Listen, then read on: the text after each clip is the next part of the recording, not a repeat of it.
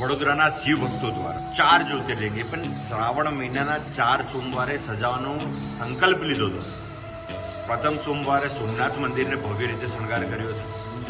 બીજા સોમવારે મહાકાલ મંદિરનો ભવ્ય રીતે શણગાર કર્યો હતો. ત્રીજા સોમવારે ત્રંબકેશ્વર જ્યોતિર્લિંગનો ભવ્ય શણગાર કર્યો હતો.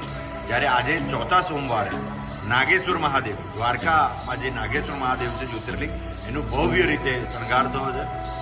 વડોદરા શહેરના તમામ શિવ ભક્તો આજે આ સુંદર આયોજનમાં ચોમાસામાં એક ટાસ્ક હતો. વરસાદ છે, ફૂલો 10 ગણા મોંઘા મળે છે, મંદિર સજાવતી વખતે પણ ઘણી બધી મુશ્કેલીઓ પડે છે. આજે નાગેશ્વર મહાદેવમાં ભયંકર પુષ્કળ વાતાવરણની અંદર પણ મંદિરનો ભવ્ય ફૂલોથી શણગાર કર્યો છે.